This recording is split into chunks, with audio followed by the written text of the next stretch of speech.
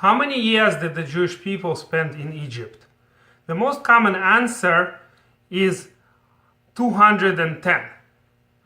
And it's based on a very old tradition that interprets the following problem in the Torah, as Rashi, of course, brings it, and already in the translation of the Torah into Greek, the Talmud tells us that they used the same interpretation to translate. Of course, translation means interpretation, so translation into any language of the Holy Torah immediately explains certain verses according to some opinion, because there's no way to translate exactly one-to-one. There is always some interpretation involved. That's the difficulty of doing a good translation of any book, and certainly the Divine Torah is extremely difficult to translate. So one of the changes that the sages who were translating the book of the Torah into Greek, they had to make is following the following change. When it says that the Jewish people spent 400 years in Egypt, 430 years in Egypt, the translators, the 70 translators, translated slightly differently, that the Jewish people spent in Egypt and other lands 430 years. So the Egyptian exile itself was not a full 400 or 430 years, rather it included exiles and travails that our ancestors had to endure before that.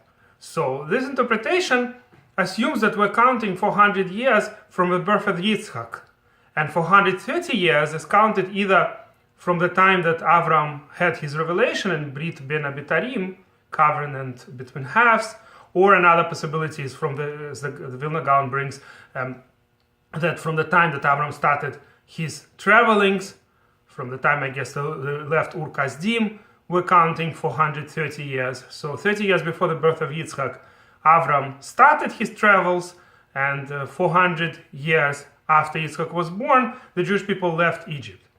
And according to this chronology, it splits like this. 190 of those 400 years were our ancestors in other lands, and only 210, like the gematria of the word Redu, go down to Egypt. That's the number we actually spent in Egypt. There is actually a midrash that apparently Hashem counted 430 years as counting days and nights, as a double count of a sort, in which case we spent in Egypt not 410 but 415 years. There was a sage who used to live in Romania and later in Borough Park in Brooklyn, whose name was Rabbi Moshe Stern. And he brings this midrash as, according to him, that would imply somewhat different calculation in terms of the years we actually exited Egypt. At any rate, whether it was half of 430, which is 215, or 210, those numbers are pretty close. Does that mean there is no other interpretation?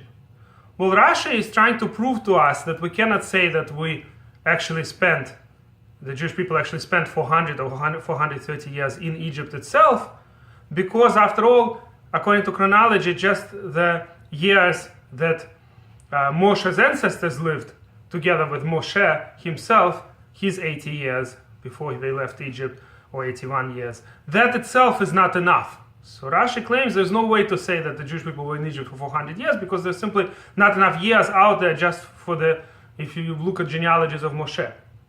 So Hashem, as we say in Agada, in Pesach Agada, Chishav et HaKetz, he kind of skipped Ketz. Ketz is gematria 190, so he counted 190 of those years from the years we spent in other lands, and in Egypt itself we were only for 210, according to Rashi. And like I said, this is the main opinion brought by our sages, and it's a very old tradition.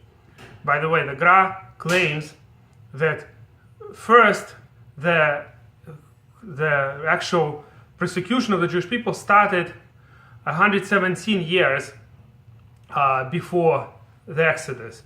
And 31 of those years was mild persecution, Perach, soft mouth. And that's gematria of the name Kel, Aleph Lamed, the name of Chesed, the name when Hashem is relatively kind. But then Kineged Elokim, the gematria of 86, that's the times of the worst exile. The worst suffering was from the time when Miriam was born. That's why, according to some traditions, she was 86 when the Jewish people left Egypt. The gematria of the Name Elohim. That's the last 86 years that the Jewish people were suffering beferach. They actually worked extremely hard, and the children later were thrown into the river, the male children. Anyway, all of that chronology is based on the Shita of Chazal that we count 400 years from the birth of Yitzchak. However, there are two other possibilities offered, which are, by the way, brought in the commentary of there is a commentary published by Mossad Rav Kook to the Tanakh, and that commentary has, besides the commentary on the page, has more research in the back of each book or each separate issues to discuss, and they bring a couple of other interpretations which I was aware of before as well. I was just interested in whether they would bring them. And there is a possibility, in fact, that our people were in Egypt the full 400 years or 430 years. And there is a possibility that we were actually even less than 210 years. Both possibilities exist, at least both interpretations exist. How can you possibly believe that the Jewish people were in Egypt 400 or 430 years if, like Rashi proved to us, the genealogies simply don't allow for that? There's not enough years for just the ancestors of Moshe. The answer is it could be that Torah actually skips some children and goes on to grandchildren or great-grandchildren. Happens all the time. We find that, for instance, when there's genealogies compared in, for instance, Divrei Hayamim, the last book of Tanakh, versus Ezra and Nehemiah. There are cases when, for instance, it says A gave birth to D, but in a different book it actually says that D was only a grandson or great-grandson. So really, A gave birth to B, who gave birth to C, who gave birth to D.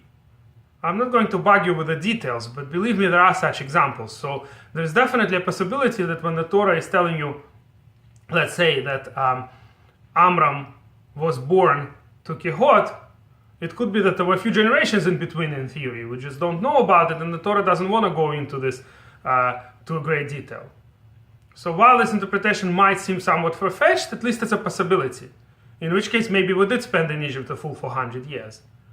So Avram was told it's going to be 400, and then the Torah says it was 430. So the difference between 400 and 430 could be based on simply that the prediction was rounding. When Hashem said 400 years, he didn't mean exactly up to the year.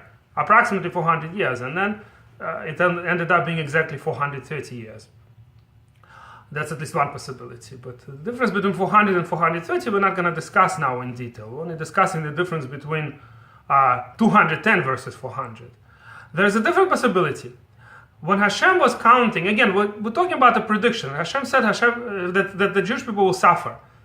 But how to count it, it depends on the people. A lot of times Hashem gives a prediction that's vague on purpose. For instance, Yonah was told that the city of Nineveh will be overturned, but it wasn't physically overturned, it overturned in Shuvah.